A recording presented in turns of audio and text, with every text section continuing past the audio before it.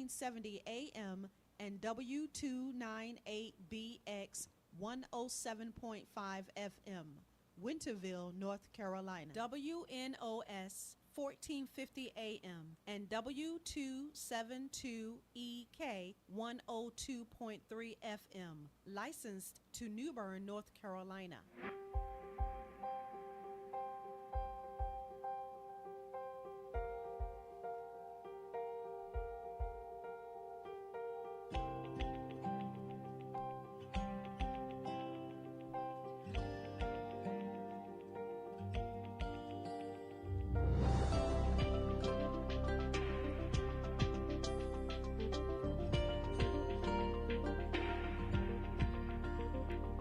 Motivations with Glenn.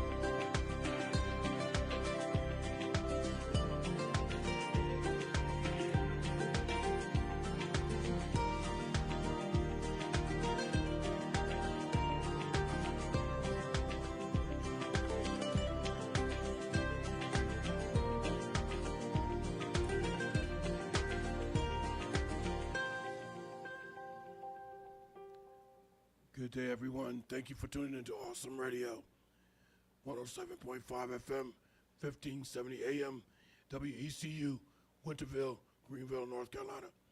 You are tuned into the Glenn Johnson Show, Motivations with Glenn and Apostle Jacqueline Cullins Williams, all happening now.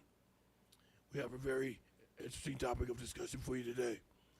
Apparently, about 3 weeks ago, I was traveling to a brain injury support group meeting in Goldsboro. And en route to the meeting, I listened to a particular radio station, and the host had mentioned traveling with COPD. I thought that was very interesting because I know people who have COPD. It's almost worse than asthma. It's a form of emphysema, I think. But anyway, that's one of the topics we're going to discuss today, plus some general travel and safety tips for everybody else.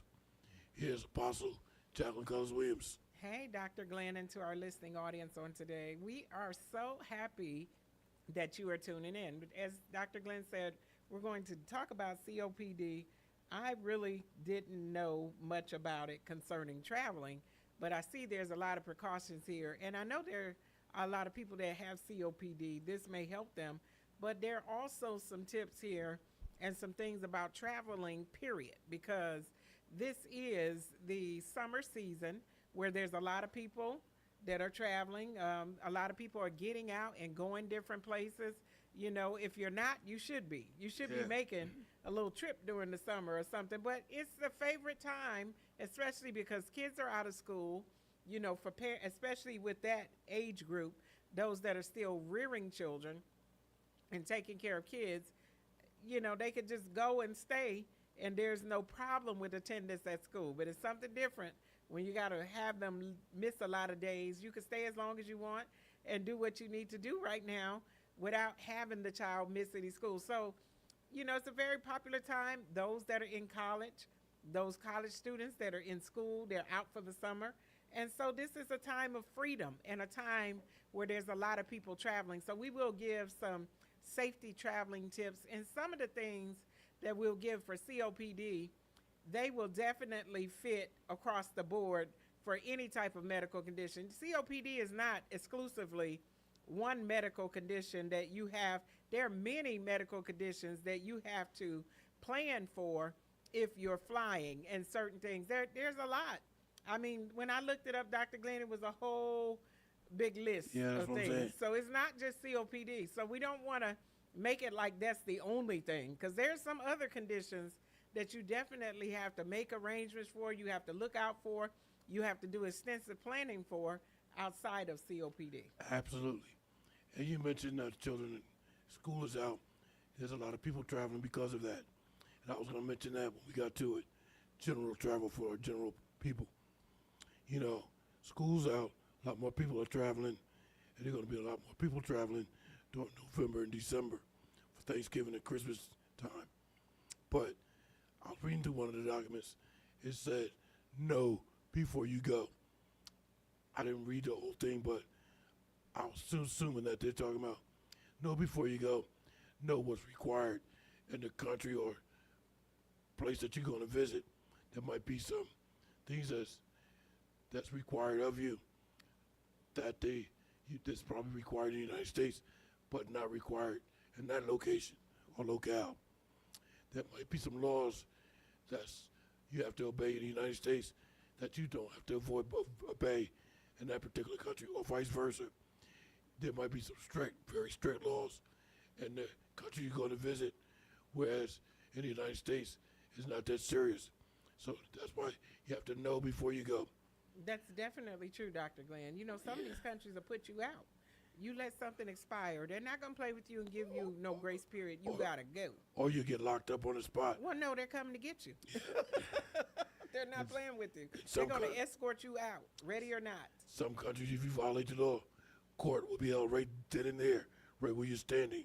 That's definitely some, especially in, you know, Africa and different places. I know that specifically, that sometimes the people that are the chiefs over those villages, they have charge over it, and they can execute you.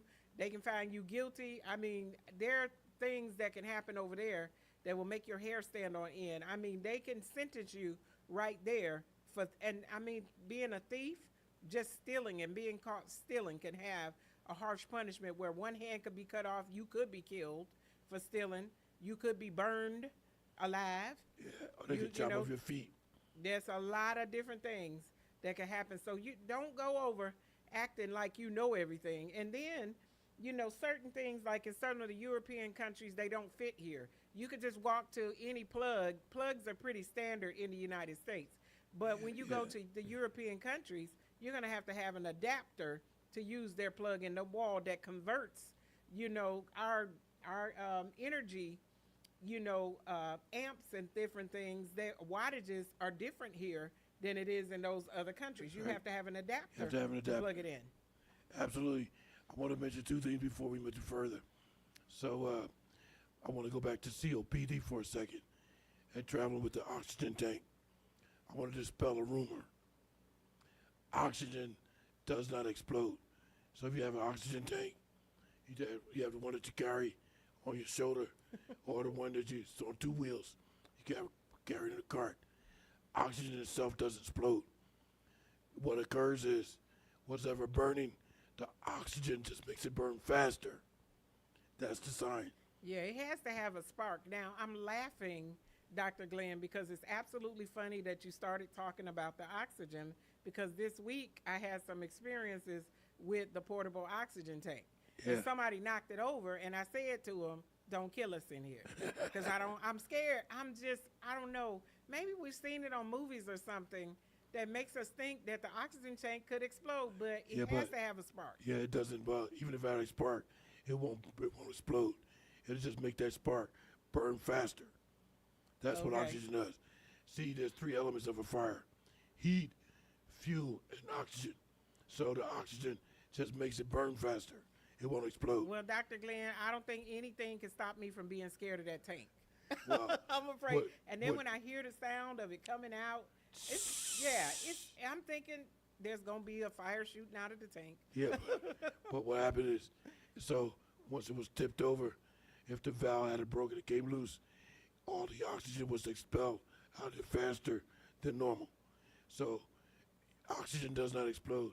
It just makes whatever burn faster. That's why you see firefighters breaking the windows and all kinds of stuff out. Structure fires. Why? Well, I guess they're trying to get the air out. Yeah, they're trying to get the air out. Trying to suffocate the fire. Then we did was a thing called a halogen extinguisher, fire extinguisher. Halogen. Because halogen remove all the oxygen from the air. But they discontinued it because people using halogen extinguishers, but they didn't realize now they had to get out of the room as quick as possible because there was no oxygen left. The halogen took all the oxygen out of the room. So now you got to get out of the room. Well, Dr. Glenn, too, we just passed, the holiday, the particular holiday that we celebrate in July. And I learned that with my barbecue grill, that it smothered itself out because there was no oxygen or no air that could get in there. And I couldn't get the thing to burn. And it was just that the holes were clogged up on the bottom. Yeah, I'm glad you mentioned that because if you put a frozen turkey in a deep fryer or a pot with oil in it, you just drop it in there. Would that turkey explode? Absolutely yes. The turkey would explode because that spontaneous heat will cause the turkey to explode if it's frozen. Oh, I didn't know that. I mean, I've never seen one, and I never dropped one frozen anyways. Hey, don't do it. Don't do it. Hey, we have some good things that we're going to be putting out there. We want you to come right back. We are at our first break. I want to remind you that if you want to call in, you can call in and be live on the air with Dr. Glenn and myself. The phone number in the studio is 252-756-2008. You could call and you'll be live on the air. Maybe you want to add something in to what our subject that we're talking about. Maybe you have COPD and you want people to know some things about it. You can definitely call in, and we'd love to have you on. We'd love to hear from you on today or any of our travel tips. Maybe you have some things that you've learned that people may have not have looked at, and maybe you can give us some good tips while we're on the air today. We would love to hear from you. This is Glenn Johnson Show, Motivations with Glenn and Apostle Jacqueline Cullins Williams, right here on Awesome Radio. Back in a moment. Do you have documents that need to be notarized? We provide notary services by appointment. 252-756-3137. Owning your own home or purchasing another one is not as complicated as it may seem in today's time. You are invited to a free homeowners seminar Saturday, July 18th, beginning 11 o'clock a.m. in Washington at 801 West 5th Street. I am a first-time home buyer, so do I really need a down payment? Or is there a special program out there for me? Well, this free homeowners seminar with Realtor Janessa Tetterton of Phantom Realty will explain the home buying process and will prepare us for home ownership. Let Janessa know to save you a seat at this free homeowners seminar. Register today by calling or texting 252-402-5891. That's Saturday, July 18th, beginning 11 o'clock a.m. in Washington at 801 West 5th Street. Free refreshments provided by sponsor Redemption Tabernacle Church, Bishop Dr. C.E. Tetterton, and Honorary Mother Tetterton. 252-402-5891. Hello, this is Erin Thompson. Thank you for listening to the Awesome Radio Network. Awesome Radio. Yeah, it's awesome. Awesome. Can you feel it? Awesome. Awesome. Welcome back, ladies and gentlemen, to the Glenn Johnson Show, Motivations with Glenn and Apostle Jacqueline Cullins Williams. We're doing a topic on traveling and traveling with COPD and general traveling safety tips for other general population. Now, I'm going to ask Apostle, I'm probably thinking that we're going to do a part two. But with that being said, because we still have to get to traveling with COPD requires careful planning. And I know that for a fact. Careful planning with your doctor. There's some requirements that you have to meet. Also, can people with COPD fly? What you need to know. So we're going to get to those before we get to the general safety requirement or safety tips for our general population. Apostle? Yes, let's look at traveling with COPD. But first, let's define what COPD means. Yeah, absolutely. We're using that. We're using the acronym, but we need to know what it means. It means chronic obstructive pulmonary disease. Chronic obstructive pulmonary disease. And this particular illness or disease deals with the lungs. It deals with breathing and the lungs mostly. And Apostle, since you mentioned that, could I also mention that, there's a lot of breathing situations. There's emphysema, emphysema, bronchitis, asthma, various things concerning your breathing. And breathing is very, very serious and essential, because if you're not breathing, you're no longer going to be alive. Well, and that's exactly what it is, when you're looking at certain programs, the ABCs, it's airway first. Airway is breathing. That's the most important thing. If you don't have breath, you're not alive. You're not going to live if you can't get your breath. So Absolutely. that is why it's most important as an A in the ABCs. It's an A, the airway. And it's very important. And with coronary obstructive pulmonary disease, flying can definitely be one of the things that needs pre-planning.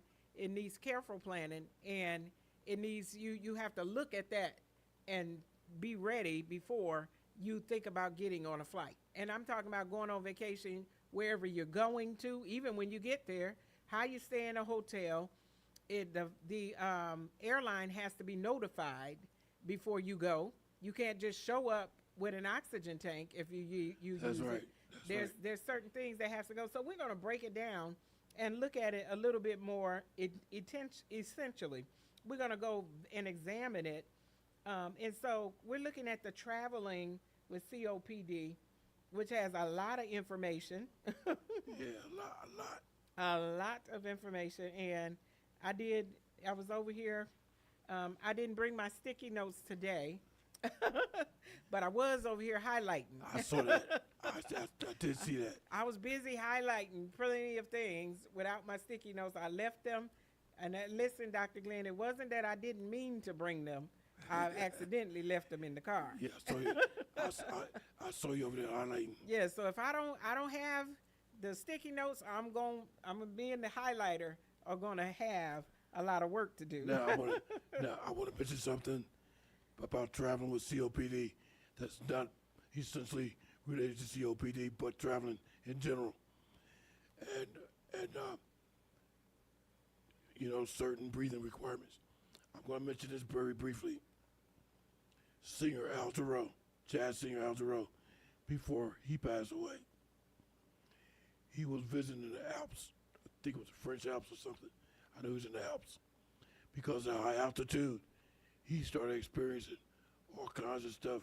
He couldn't even perform where he was supposed to perform at because of that. It set him back. He had to be hospitalized. Well, and it's definitely the truth. I don't know about the Alps over there, but I know just here in the States where I came from Colorado to here, and it's high altitude. And there's a lot of people that struggle with breathing. I mean, you could be fit and every now and again get caught where you're struggling to breathe. And that's just because the air was so thin there. There are people that would come and be sick from altitude sickness, and they not understand it. It would attack your stomach. It would be like you had a stomach bug. But it's really an effect of not getting enough oxygen. Yeah, that's right. Even people with asthma. I recall when I was a transportation driver in Philadelphia, and I picked this lady up from her medical appointment, take her home, and she said, "Mr. Johnson, just let me get in the house. I got to go in, turn the AC on, fill the bathtub up." And she actually sat in the bathtub because of cold water and been in the cold air. She could breathe much better. That's how serious her asthma was. Yeah, so if they, like you said, asthma, or even, like I said, healthy adults, you talked about him not being able to breathe. You got to be able to sing and catch a breath while you're singing, or else you're not going to be able to do it. Yeah, and that's why he couldn't perform once he reached his destination, because he experienced high altitude that had him hospitalized. Well, and Dr. Glenn, I'm just say this too. There's some places that have high altitudes like that, and they have oxygen bars, where you can go and pay for a certain amount of oxygen and put the thing on and just, just like you having a soda. You could get some oxygen and pay for some oxygen to get your oxygen level up. Yeah, that's right. And don't get altitude confused with attitude. Well, a bad attitude is not very high. A bad attitude is very, very low. So let's look here. And let's look. It said, before you leave, schedule a checkup to ensure your vaccinations are current, to discuss your fitness to travel. You need to make sure that you are fit to travel. If you need supplemental oxygen in the pressurized cabin, and we're going to go a little bit in depth about that just a little further, or on another page where it goes a little bit more in depth about having COPD and being in the pressurized cabin, because it is definitely an issue when you are in a pressurized cabin in the airplane.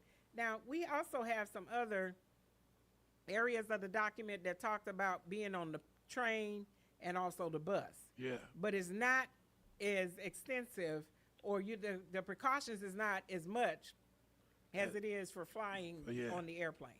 That's absolutely true. So, well, you got 2 minutes to explore part of it, or we'll come back after the break. Yes, it says flying safety. Commercial cabins are pressurized to the equivalent of 8,000 foot elevation, which can lower your blood oxygen levels. Airlines generally do not supply in-flight oxygen. So listen, you know, we think, and we've seen many movies. Now, I've never been on a plane where the oxygen mask fell down from the ceiling. I've never been on one. Yeah, because that's I don't know if you have. No, that's only in emergencies. Yeah, well, or I think sometime, well, I don't know. I've only seen it on the movies. You know, some things I can only relate to, and the movies may not be reality. No, It may not be reality. So I've never been on a plane where the cabin is being depressurized or anything, and the oxygen mask, but I've always seen it, you know, and watched the presentation. I need to know how to use it. It says put it on the child first and then put it on you. No, I'm getting it first. The child is healthier and they can hold their breath longer. But I'll tell you one important thing about all that. When we come back from the break, because we got 1 minute, 30 seconds before the break. Yes, we're going to come back. Hey, we want you to call in today. And I'm sorry if I'm laughing at it, but I always said that, Dr. Glenn, when they said put it on the, you know, the other person first and then put it on yourself. No, I'm getting mine first. The child can breathe. They got stronger lungs. So, but anyhow, we will definitely look at that and look at what more in depth when we come back from the break of what the issues are with the cabin pressure and being up, and how you also need to plan ahead for your oxygen to be able to take it with you. It's a very interesting subject for this particular thing, or anybody that uses oxygen, whether it's COPD or whatever else, or any other thing that you may need an inhaler for. There's some information you may need to know about that. So, hey, we want to ask you to come on back. We're going out for this next break here, and we want to hear from you. Keep it locked right there. Don't you dare turn the dial. We'll be right back. This is the Glenn Johnson Show, Motivations with Glenn and Apostle Jacqueline Cullins Williams. And you are listening to us right here on Awesome Radio. We want you to hang in there. Don't go anywhere. I promise you we'll be right back in a moment. Hang in there. We want to see you. We'll be right back.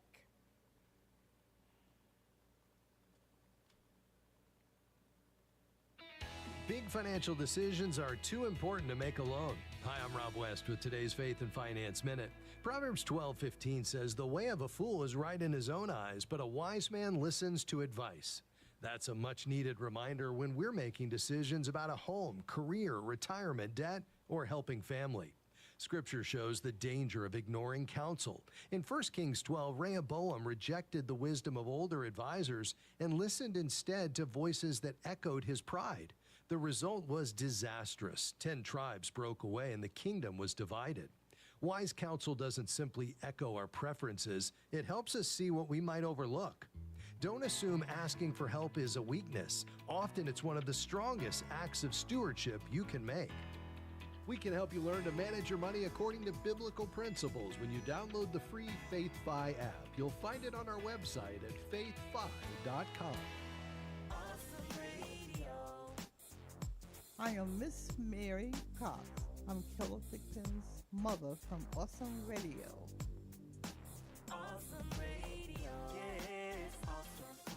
Awesome. Can you feel Welcome back, ladies and gentlemen, to the Glenn Johnson Show. Motivations with Glenn and Apostle Jacqueline Cullins Williams. All happening right now. Now, I want to share something with Apostle because we're down to our final 30 minutes. So when Apostle mentioned she's going to put on the oxygen mask prior to putting it on the child. Apostle, I want to just share this with you.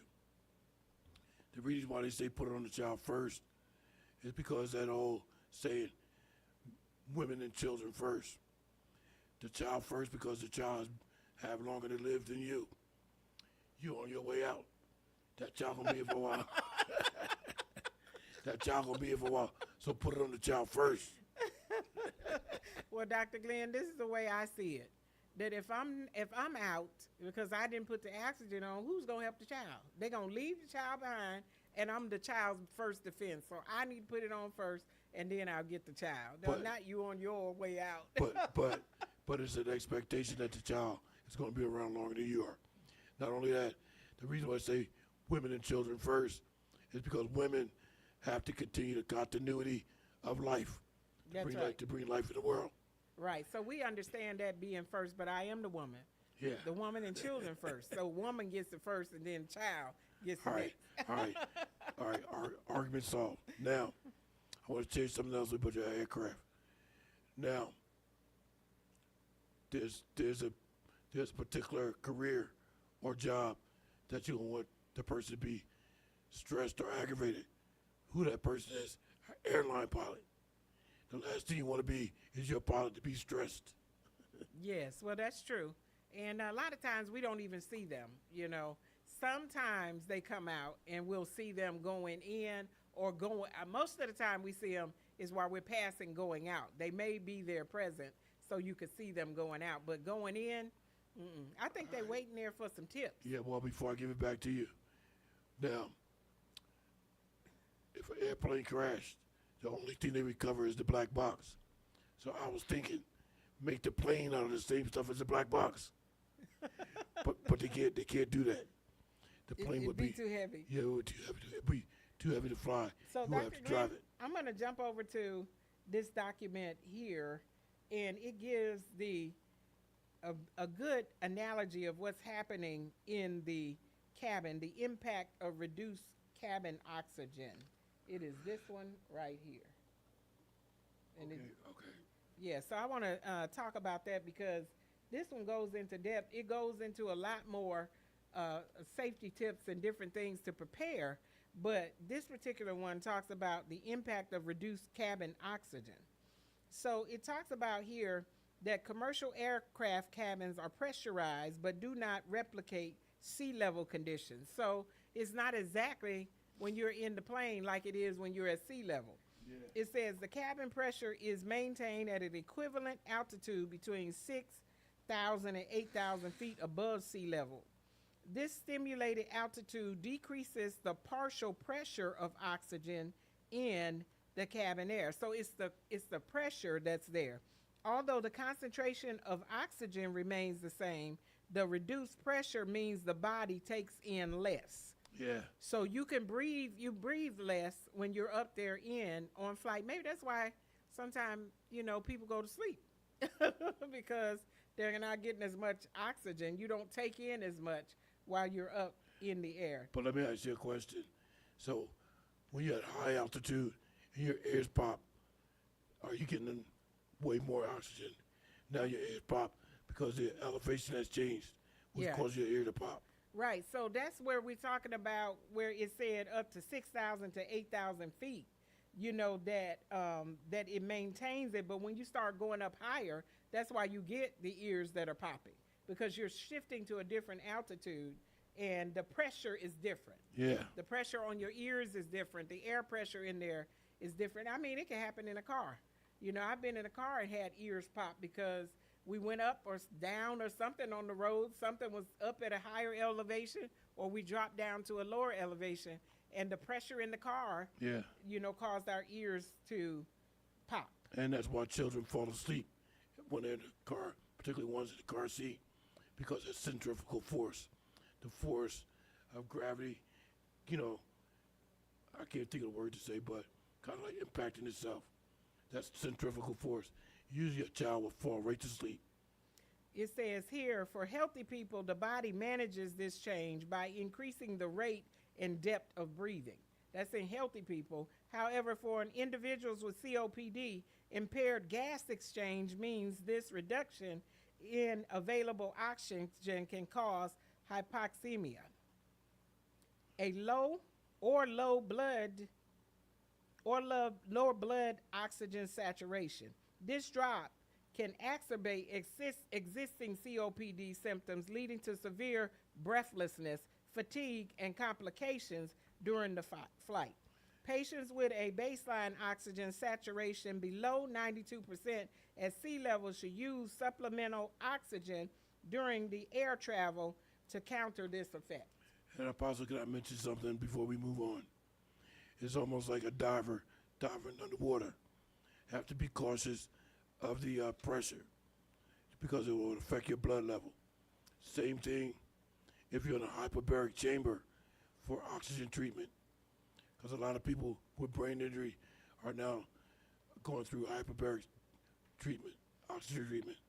But like one person put it, she didn't hear her ears pop, so it caused her concern because she kind of claustrophobic. Once she didn't hear her ears pop, she has to be taken out of that hyperbaric chamber immediately. Now, when they put her in there, she's sitting upright and rather than laying down. I've seen those things, and Yeah. I've wondered about it. I remember, I shouldn't mention this on the air, and it's just way off random, that they said that Michael Jackson used to sleep in the hyperbaric chamber. Yeah, he said that's not the truth. It wasn't the truth. I'm saying it on the air right now that Michael said that was a lie.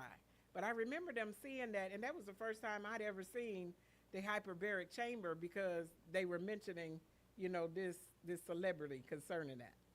But I do know one thing, that drug that they gave him that had to be administered was the propofol.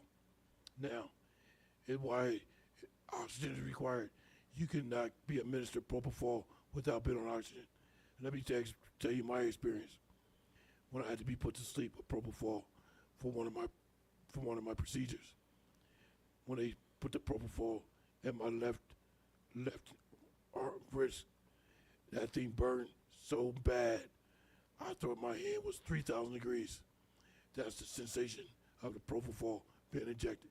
Yeah, and you said it's not, well, it was, I think it's supposed to be something that's used for somebody having surgery. Yeah. That's being put to sleep for that particular type of thing. That's exactly what it is. And then that's why they're supposed to be on oxygen. Yeah. But to think that somebody was given that type of, administering that type of drug to somebody that wasn't having surgery. Yeah, wasn't having surgery. There was no way it should have been allowed to be administered out of the hospital. Well, and we see what happened. We Yeah. see what happened. And so, to other people that can afford to buy, because see, it's for regular folks, we're not getting a hold of stuff like that. That's why they We say. can't buy a doctor. Yeah. We can't pay enough to get our own private physician because we Well, don't have those millions like that. Well, not getting off track, but that's why they say it's only to be administered in a hospital setting because of the complications and severity of it. Once they put you to sleep with propofol, you have to be on oxygen, and there's some things they have to do in order for you to wake back up. So now when I go to the hospital for a procedure, they have to put me to sleep. I want to be put to sleep, but I don't want to be put Michael Jackson to sleep. Nobody wants that sleep. At least volunteering that has their good sense. They don't want it. None of us want to go down like that. Hey, Well, we're gonna have 20 more minutes to go.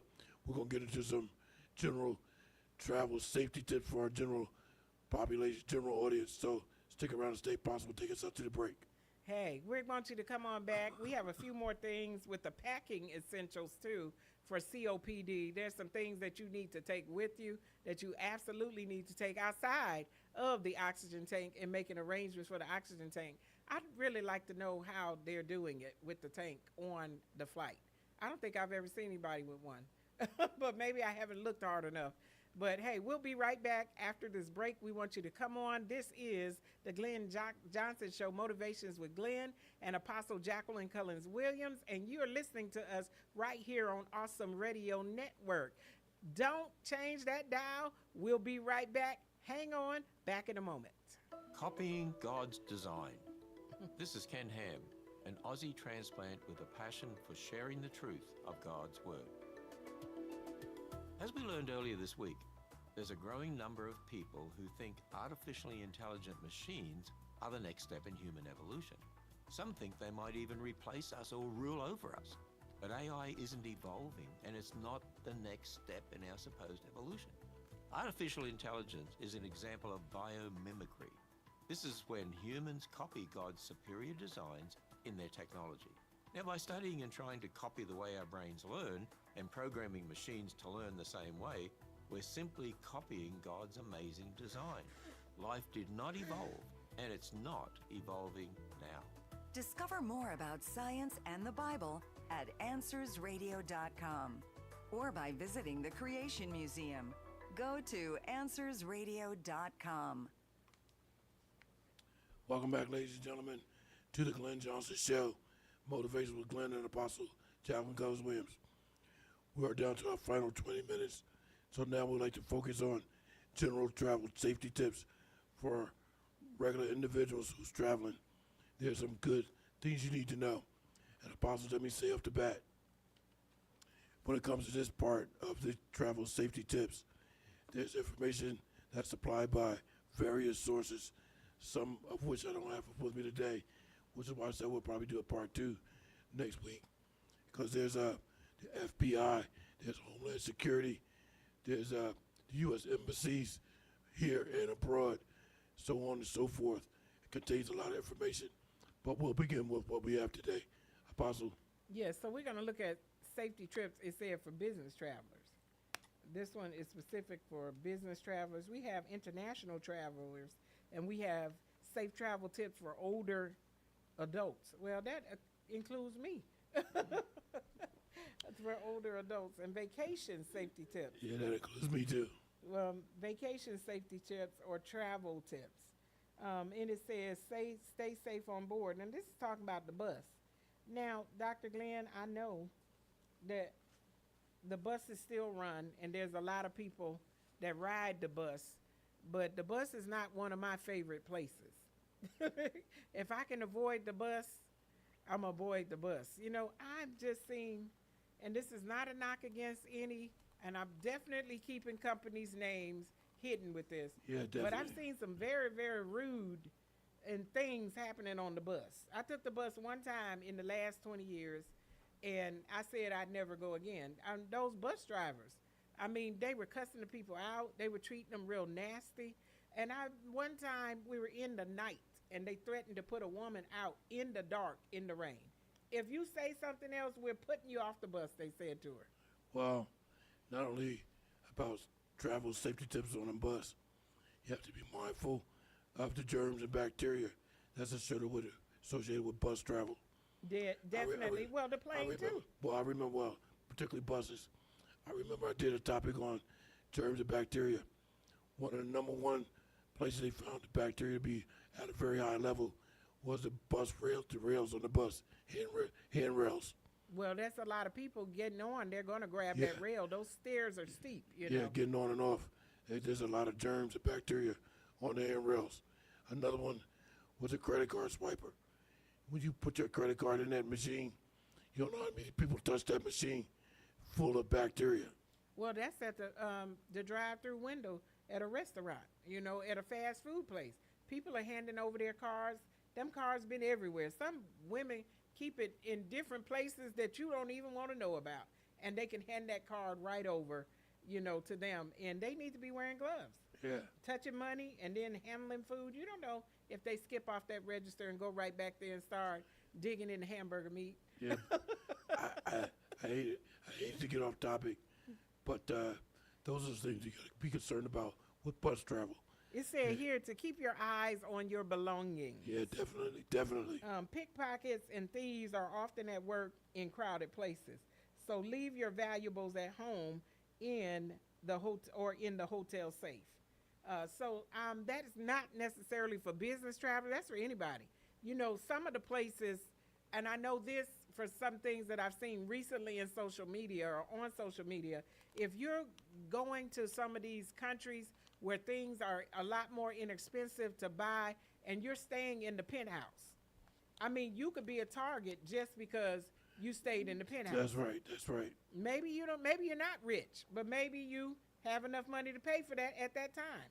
And there you are, being targeted or followed back to your place because somebody in the place has told somebody else that, there you are in the penthouse. You're staying in that place. It costs a lot less than those countries, so maybe you can afford to stay in the more upscale places there. But you're considered to be one that has money. So people could target you just by where you stay. And people do associate with where you stay with the criminal activity. Blend in. Remove your conference badge when you are outside the event to avoid looking like a tourist. Don't ever wear expensive jewelry or other accessories. Blend in. Dr. Glenn, I said in some of these countries, especially where, there's a lot of black people, I could blend in. I just tie that hair up and I not say anything, then they may not know, who we are if we're dressing like them. You know what I mean? If we're wearing the same native clothes, they may not be able to tell that we're American unless we talk. Until you say something. Till we say something. Just stand quiet and act mute, smiling and nodding, and getting right out of trouble. So it said travel in groups, explore the city with colleagues or pals, ideally with crews of 3 or more instead of venturing out alone. You're asking for trouble by going out alone, especially, and I think on one of our shows recently in the past, we talked about, going out and getting inebriated while you're out in a foreign place by yourself. You're going to be one that may be targeted. Yeah, but now, like you said, that one that was for business travel, you can use some of those tips. Even if you're traveling non-business, you can use some of those travel tips for when you're traveling. It said, embrace the daylight. Avoid going out alone after dark and walk on well-illuminated main streets. When darkness falls, take advantage of public transportation and ride services, cabs, Ubers, or Lyfts. It said, be prepared in case of an emergency. In case you get lost, keep the address and phone number of where you're staying in your phone, along with a photo of your passport. Yeah. Now, Apostle, we got 3 minutes before the next segment, which is the last segment. And I would like to focus on safe travel tips for older adults. And then we'll follow that up with international travel safety tips and checklists. Yes. Dr. Glenn, I want to look at that right down the page. Okay. Where it talks here, because some of the other things we've already covered in other areas with the COPD, but it said guard against deep vein thrombosis. Deep vein thrombosis. It says older adults run a higher than average risk of deep vein thrombosis, which happens when blood clots form in your veins and block blood flow, usually in your legs. From sitting a long time on an airplane, train, car, or car can contribute to DMV. And I remember before they said to flex your foot, and that'll help move your calf muscle, which may help to avoid blood clots forming in the legs. And you know what? I've heard that before, and where I heard it was before I got discharged from the medical center. After a total of 3 years, they explained to me about the blood clots because I have a permanent implanted vena cava filter for blood clots in my body. Plus, I was on blood thinner for so long. Finally, I went to an appointment one day, and they had to take me off of it. I had been on it for so long. Oh, yeah. It says also to help, it said you could wear compression socks. Those socks that give you pressure. I have that, too. Oh, yeah. Those compression socks are one thing that help. And it also says taking frequent breaks or walks or exercise your legs during the long ride can protect you from developing deep vein thrombosis. Check with your healthcare provider. Yeah. So getting out to walk, when you go to those gas stations or you stop to get something to eat, don't just go through the drive-through. Get up and walk around. And I know all of us have seen in our lives, we'll be in the company of an older person. They'll be sitting down and all of a sudden they say, look, I have to get up and walk around for a little while, or I have to get up and stretch because I don't, something is going on, blah, blah, blah. And that's probably what it is. They had to get up and stretch to get movement to help the circulation in their feet. Well, and keeping your feet up a little bit can help too, by having them elevated. Like if you could get on the back seat, sit on the back seat and swing your legs up there with a pillow, and keep them elevated. That's a good idea. Instead of, I believe the problem is sitting with them hanging down for a long time in the same position there and not getting good circulation in. Yeah, sometimes they just get numb. Yeah, so get in the back seat and put your feet up there if you have room there. Don't sit, crouched over in the same place the whole time. Put them feet up. Get some pillows. I've even put my foot on top of something in the front seat so that it wasn't directly on the floor. Dr. Glenn? Ladies and gentlemen, stick and stay. We'll be back in a moment. You're still tuned into the Glenn Johnson Show. Motivation with Glenn and Apostle Jacqueline Cullins Williams. We'll have our final 10 minutes in a moment. Apostle will take us out to the break. Hey, come on back here. We'd love to hear from you. This is the Glenn Johnson Show with Apostle Jacqueline Cullins Williams right here on Awesome Radio. We will be back in a moment.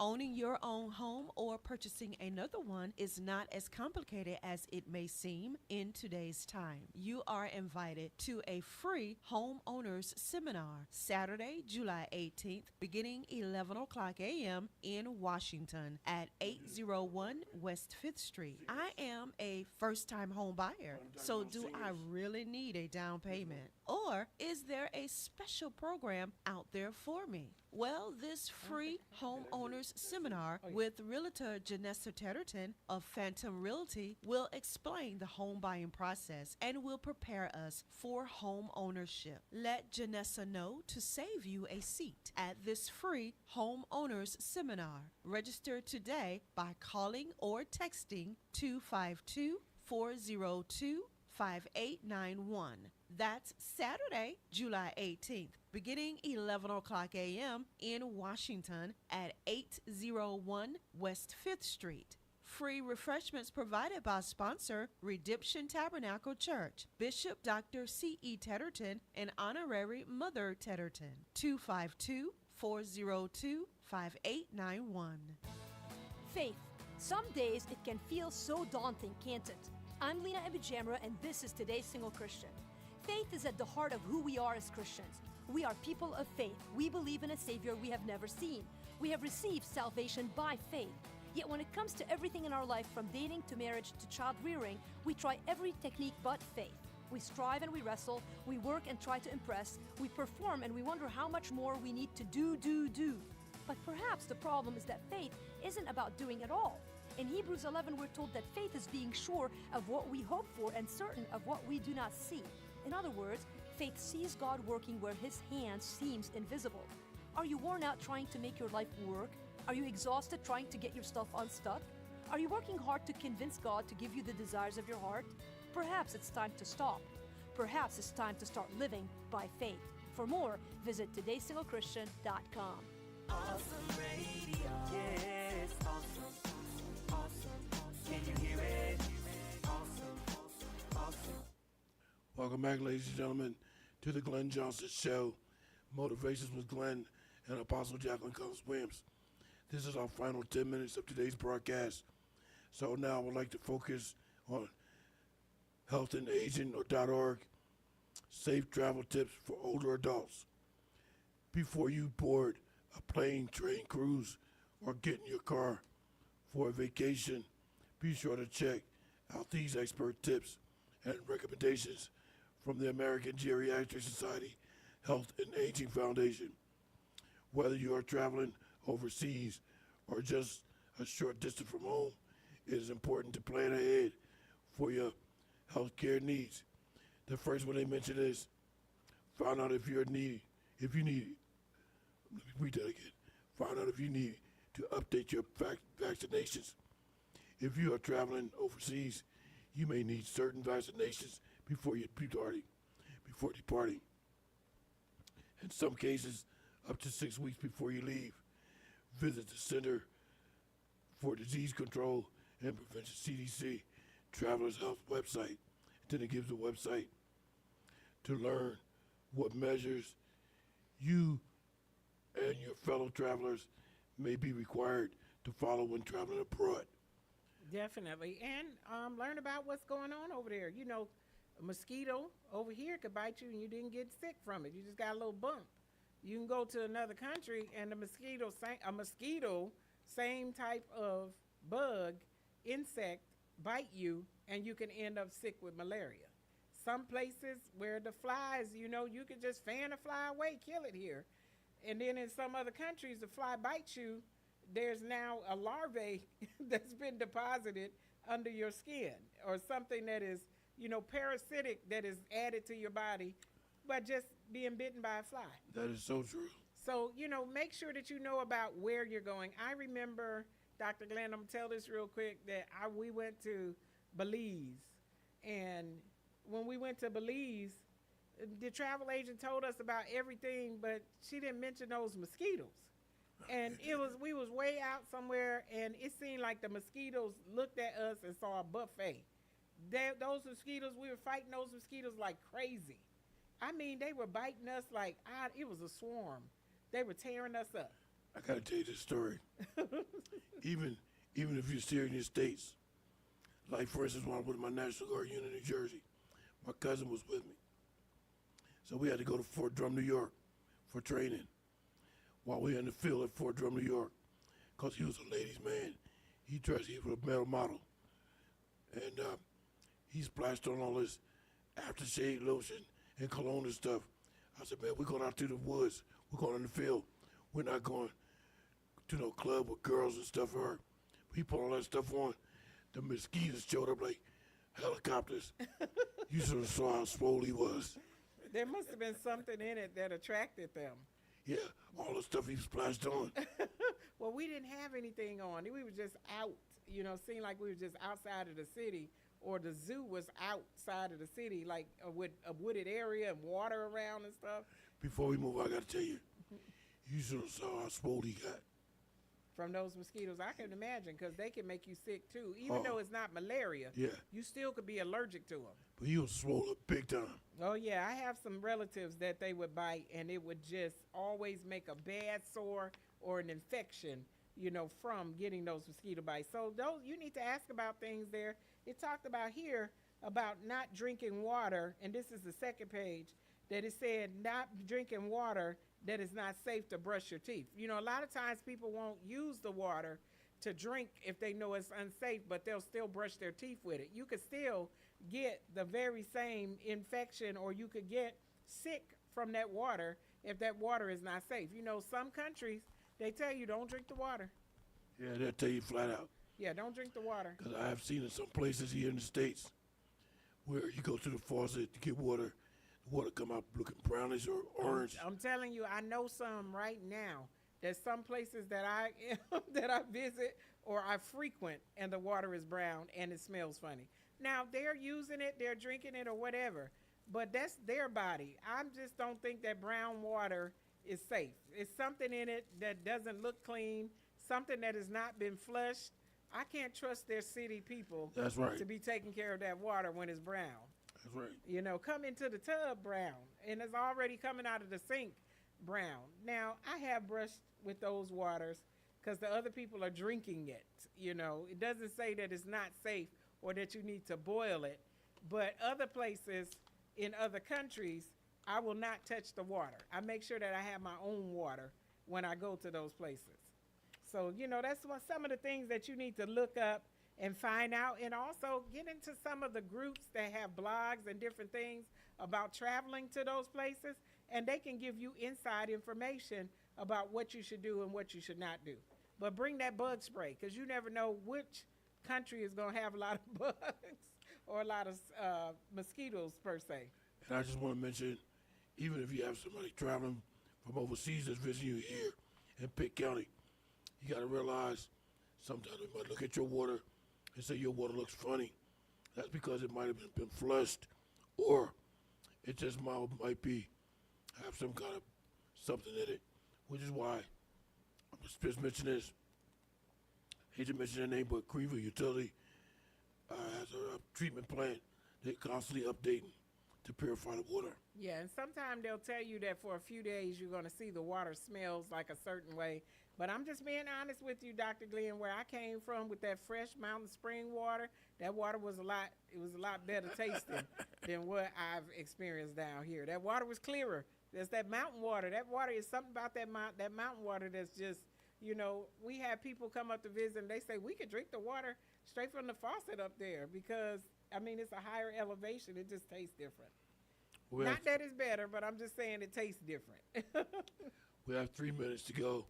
I just want to mention we're going to do a part 2 next week because there's some documents that didn't print out. Like I said, there's a lot of information from various sources. So what we don't have today, we'll come back next week and do a part 2. One of the things it said here is to carry your medications on the plane. Oh, yeah, definitely. Do not put it in your bag. If you get sick and you need something, you're going to have it there on the plane and not when it's already packed in your luggage. Yeah, especially your insulin. And keep it in its original bottles, you know, because sometimes you think, I'm going on the plane, I'm just going to take one of each thing. People need to know what you're taking. If you get sick from something, they need to know what you took. Yeah. Don't take medication out of a bottle and put it in another bottle that has a different label. Yeah, because, you know, sometimes they may take their medicine for that whole night and put it in an empty bottle, and it's 5 different pills. That's what we're talking about. Take your medicine in a bag, all of it. You can get a little Ziploc bag and put it in there, you know, and put it right into your hand carry. You have to hand carry something sometime, you know, especially if you're taking medicine and things. And Dr. Glenn, like I said, I'm going to find out and look at some pictures of people with the oxygen tank on the plane because I don't think I've ever seen one. Yeah, definitely do that. I want to mention one final thing about medication. You know, you get a prescription from your doctor. It is a use as directed or use as prescribed. Those 2 words have been changed according to military standards. Use as your regular regimen because they don't want to be confused with directions or prescribed. So regimen.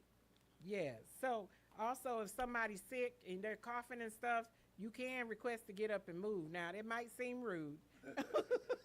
But it's okay to side-eye somebody if you think they're sick and you feel like you need to protect yourself. Maybe bring a mask, too, that if you're going to need, especially with COPD, when you're susceptible to easily getting infections. And not only that, if you see somebody board the aircraft, sit in a row, sit in one seat, then all of a sudden get up, move to the back row to another seat, you have to be skeptical about that. Well, if they're sick, I'm okay with them going. No, especially if they start praying. I don't know. Hey, we're down to our last few seconds here, and we want to thank you so much for tuning in. We know we've had a few laughs, and there's been some funny moments here. Come on back next week so you can hang out with me and Dr. Glenn, and you can hear a part 2 of these travel tips with COPD and general travel. We have some more interesting things for you to listen to and see on next week. Dr. Glenn? I want to thank everybody for tuning in. May the Lord take a liking to you and continue to bless you with all his heart and might and effort. So long, we'll see you next week for part 2. Thank you for tuning into Awesome Radio, to the Glenn Johnson Show. Motivations with Glenn and Apostle Jacqueline Williams, 107.5 FM. Awesome Radio. Yeah.